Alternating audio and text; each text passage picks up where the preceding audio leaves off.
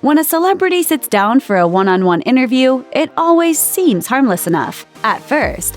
But in the past 10 years, these exchanges have often gone awry, ending in cursing, screaming, and sudden walkouts. These are the last decade's most uncomfortable celebrity interviews. In 2014, Samuel L. Jackson stopped by KTLA Morning News to promote his new film, a remake of RoboCop. Reporter Sam Rubin simply couldn't wait to ask him all about his career. There was just one problem, though. He was confusing Jackson with another African-American actor, Lawrence Fishburne. The Super Bowl commercial, did you get a lot of reaction to that Super Bowl commercial? What Super Bowl commercial? Upon realizing his mistake, Rubin does his best to apologize for the mix-up. Jackson, of course, is not about to let it go. You're the entertainment reporter for this station? Vlog. And you don't know the difference between me and Lawrence Fishburne? As Rubin continues making apologies left and right, Jackson clearly isn't having it. Really? Really? I apologize. I'm the other guy. I'm the other guy, the other one. What's in your wallet? Later, Jackson points out, and I've actually never done a McDonald's or a Kentucky Fried Chicken commercial. I know that's surprising. Rubin later ends the interview by saying, "They're pushing us along, and I'm probably going to get spanked in the most extraordinary way with good reason." A month later, Jackson hadn't forgotten this cringiest of cringe-worthy interviews. He tweeted a photo of himself wearing a shirt that reads, "I'm not Lawrence Fishburne." Meanwhile, Fishburne said that this was a common mistake, just like how people used to confuse Dustin Hoffman and Al Pacino back in the day. In his opinion, it's not a bad problem to have. Not at all. No. Krishnan Gurumurthy is a British journalist who's increasingly made a name for himself as a button pusher. He certainly managed to get under Robert Downey Jr.'s skin in 2015, pummeling the actor with extremely personal questions about his so-called dark times. Are we promoting a movie? Sure, sometimes it's a journalist's job to ask the tough questions, but at this point, we all know the Iron Man star struggled with substance abuse in the past. To add insult to injury, the tense interview occurred during a press event for Avengers Age of Ultron. Not exactly the time or the place. Your foot's starting to jump a little bit. You better get to your next question. Meanwhile, Downey Jr. was only there with the express purpose of promoting his new film. That certainly didn't dissuade Gurumurthy. We also would like to talk a little bit about you, and I don't know how comfortable you are, talking about yourself at the moment. You have as much time as anyone else will. This line of questioning eventually caused Downey to end the interview, and it's a gloriously awkward moment. Still something. I'm sorry, I really don't. What are we doing? Well, I'm just asking questions, that's all. Right. Okay. Bye. On his way out the door, Downey called Gurumurthy a schmuck. During a subsequent appearance on Howard Stern, the actor said, "What I have to do in the future is give myself permission to say, that is more than likely a syphilitic parasite and I need to distance myself from this clown." Call it a hunch, but we're pretty sure the folks at Marvel wanted Downey to talk about playing Iron Man, not delve into the time he got arrested for heroin possession. While promoting the crime caper Now You See Me in 2013, Jesse Eisenberg sat down with blogger Romina Puga for an interview that quickly became the epitome of cringe. Yeah, that one, I think what you're doing is you're putting your thumb under your pointer finger. It seems Eisenberg was doing everything in his power to make Puga's self-confidence disappear. Throughout the interview, he fires off insults left and right, at one point asking her, do you know the comedian Carrot Top? Yes, horrible. Well, you were like the Carrot Top of interviewers. Yeah. Ooh. Yeah. And Eisenberg doesn't let it slide when Puga refers to his co-star Morgan Freeman by only his last name. So Freeman plays a magic debunker. Freeman? Who are you? Yeah. Freeman? Yeah. What, are you on a baseball team with him? Yeah, he's a buddy of mine. Okay. Shortly after the interview, Puga wrote that, "I was just humiliated by Jesse Eisenberg. The 5-minute interview was more like self-esteem butchering." Krishnan Gurumurthy clearly has a knack for making celebrities very, very angry. In 2013, he found himself on the receiving end of quite the verbal tongue-lashing during a wickedly awkward interview with director Quentin Tarantino. Things went haywire when Gurumurthy tried discussing the potential relationship between violent films and mass shootings. Meanwhile, Tarantino was there trying to promote his new film, Django Unchained, a movie with no shortage of violence. Things didn't go well, and Tarantino totally lost it. Don't ask me a question like that. I'm not biting. I refuse your question. Why? Because I refuse your question. I'm not your slave and you're not my master. As Guru Murthy repeatedly attempted to discuss a potential correlation, Tarantino simply declared, "And I'm shutting your butt down." And that's entirely your This is a commercial right. from my movie. Indeed, it was a highly entertaining, highly awkward commercial for his movie.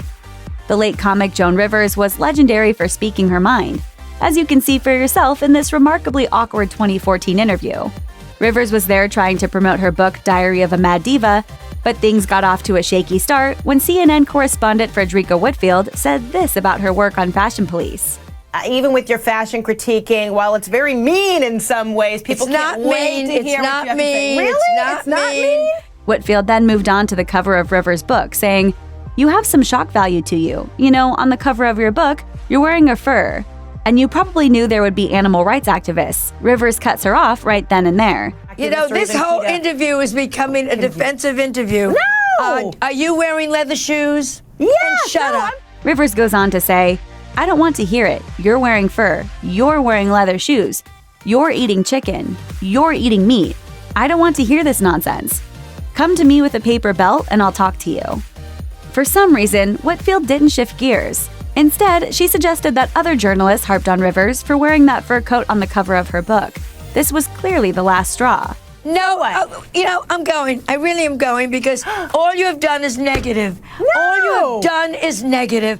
Rivers then made a point to mention, "I've made people laugh for 50 years. I am put on earth to make people laugh. My book is funny. I wear fur that was killed 15 years ago. I work for animal rights."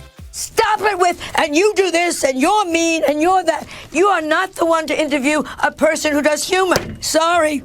And just like that, Joan Rivers stormed out of the interview and was gone. A befuddled Whitfield was left all alone on screen, asking no one in particular, "Are we serious?" Indeed, Rivers was serious. Shortly after leaving the interview, she explained to the Wrap that it wasn't a PR stunt, and she felt perfectly justified ending the interview. Her exact words were, "The CNN interviewer was a news reporter and not an entertainment reporter. She did not seem to understand we were talking about a comedy book and not the transcripts from the Nuremberg trial. Every question was an accusatory one designed to put me on the defensive." Meanwhile, Rivers had stated her philosophy as clearly as could be. Life is very tough, and if you can make a joke to make something easier and funny, do it. After 20-plus years of lawsuits against him, singer R. Kelly agreed to sit down with journalist Gayle King in 2019. His apparent reason for doing so was because, "I'm very tired of all of the lies. I've been hearing things and seeing things on the blogs, and I'm just tired." When King asks him what rumors he's heard, he responds, "I got little girls trapped in the basement, helicopters over my house, trying to rescue someone that doesn't need rescuing. Because they're not in my house. Handcuffing people, starving people, I have a harem, a cult." At one point, King brings up the documentary Surviving R. Kelly, asking him whether the 50 people interviewed for the 6-part series were all lying. He responds, "Everybody in that documentary said something bad about me. Nobody said nothing good. They were describing Lucifer. I'm not Lucifer. I'm a man. I make mistakes, but I'm not a devil." King soon asks him, "Why would all these women tell these different stories about you if they were not true? And they don't know each other. That defies logic to me." Kelly responds, "You can start a rumor on a guy like me or a celebrity just like that. All you gotta do is push a button on your phone and say, so-and-so did this to me."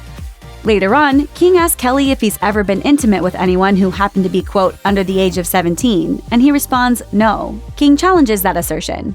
I have to tell you, it's so hard to believe that based on all that we've read I'm gonna tell you something, Gail. There's one and what the women have said about you. Kelly grows more agitated as he accuses all these women of lying. Robert, stop it. Y'all quit playing. Quit playing. Robert. I didn't do this stuff. This is not me. I'm fighting for my life. Kelly then stands up and starts punching his fists in the air as King sits there calmly, and he yells, "Y'all just don't want to believe the truth." After the broadcast, Boston Globe columnist Renee Graham tweeted, "Now we see exactly how R. Kelly behaves when challenged by a woman." Meanwhile, King said that she never felt threatened, telling the Oprah magazine, "I never thought he was going to hit me. I was more worried that he was going to get up and leave." I hope this camera keep going. No, we're going to let the camera keep rolling. This is not doesn't even make sense. Comedian and talk show host Chelsea Handler has never been one to hold back. and she certainly pulls no punches in this 2014 interview on Piers Morgan's now-defunct CNN show. You tweet very amusingly. I wish you did. At one point, she even tells him, "You're a terrible interviewer." Well, you just weren't keeping my attention. That's more an issue for you than me. That's not my problem. Well, it is your problem. This is your show. You have to pay attention to the guests that you invited on your show. Interesting. And then Morgan decides to end the segment by showing Handler footage of controversial news figure George Zimmerman as he signs autographs at a gun show. Thank you. Thanks for ending on such a high note. Well, I'm sorry. And then there's this horribly awkward goodbye. Try and end on a smile, something nice. You're so handsome. The folks behind Australians' version of 60 Minutes must have known exactly what they had on their hands when they scored an interview with Sarah Fergie Ferguson, Duchess of York, in 2011. Needless to say, the conversation gets awkward in a jiffy. The problems arose when the show made Fergie rewatch incriminating undercover footage from 2010. This footage seems to show Ferguson offering access to her ex-husband, Prince Andrew, Duke of York, to a reporter who is posing as an international business tycoon. In fact, it looks like she's offering to, quote, open doors, in exchange for a payment of £500,000. As The Guardian reported in January 2018, Fergie subsequently sued Murdoch's news group in the wake of the scandal, asking for £45 million. Meanwhile, she wasn't invited to Prince William and Kate Middleton's wedding, or Prince Harry and Meghan Markle's nuptials. It's really no wonder that Fergie wasn't eager to watch the footage right then and there, in front of the cameras. Instead, she stormed off the set. The show's producers capitalized on the moment by making it the centerpiece of the promos, enticing viewers with the promise that it's the weirdest interview you'll ever see. When the conservative talk show host Bill O'Reilly visited The View in 2010, he didn't waste any time sharing his opinions on 9/11. The appearance was all part of his promotional tour for his book Pinheads and Patriots, and it quickly became one of The View's most intense episodes. When O'Reilly said it was inappropriate for a Muslim community center to be built near Ground Zero in New York City, Whoopi Goldberg pointed out, "There were 70 families who are Muslim who also died in that building." Explaining why he felt the community center was inappropriate, O'Reilly announced, killed us on 9/11. Oh my God! The ladies vehemently protested that claim, with several words being bleeped out during the broadcast. Joy Behar soon stood up from her seat and said, "I don't want to sit here now." Goldberg then stood up with her, and the two of them dramatically walked off the stage. Barbara Walters wasted no time criticizing them on air for this abrupt departure. "You have just seen what should not happen. We should be able to have discussions without washing our hands and screaming and walking off stage." After that, Behar and Goldberg returned to the fold. O'Reilly apologized for his comment, and all seemed well. Fast forward to 2016, when O'Reilly announced on his former show that he would never appear on The View again. Why, you ask? Because Behar claimed that Donald Trump was unstable. That's it. No more View for me. Kanye West absolutely excels at giving awkward interviews. "I am a god." Everybody says, "Who does he think he is?" I just told you who I thought I was. A god. But if we had to choose the most cringeworthy interview, it's a tough one, but we'd have to go with his appearance on TMZ Live in 2018. That's the segment where he attempted to explain his experiment with free thought, a concept he'd been practicing on his Twitter account. Needless to say, it didn't go well. The chaotic stream of consciousness interview quickly made headlines, and rightly so. West mused on everything from his liposuction procedure to his resulting opioid addiction. And then, of course, there was his remark about slavery. His exact quote was, "When you hear about slavery for 400 years, that sounds like a choice. Like you was there for 400 years and it's all of y'all?" The statement was so objectively outrageous, a TMZ staffer called out West on the spot. Afterward, the rapper took to Twitter to clarify his remarks. In a series of since-deleted tweets, West attempted to explain that he was referring to, quote, mental enslavement. In a tweet from that batch that still remains live, he wrote, "The universe has a plan. I knew that TMZ would be awesome." Well, we're not sure we'd use the word awesome, but it was certainly something. Today, we tip our hats to UK radio personality Jamie Edwards. Sadly, his morning show enthusiasm was simply no match for Bruce Willis's outsized ego during this interview, which was ostensibly to promote the actor's 2013 movie Red 2. As you can see, Willis approaches each of Edwards' questions with either coiled rage or palpable boredom. I'm thinking about driving right now. I can hardly keep my mind on this interview. Meanwhile, Mary Louise Parker stares into space, hopefully astral projecting into a much less awkward conversation. Do you hear that? I do. It's the sirens. They're coming to take me away. Not you, they're not taking you away. Go ahead. You have some great questions there, Jamie. But good news. Edwards' subsequent interview with HLN suggests Willis didn't manage to completely break his spirits. He just obviously doesn't like talking about his movies. The story checks out. So how would you sell me the film then? What would you say that is the best part about the film?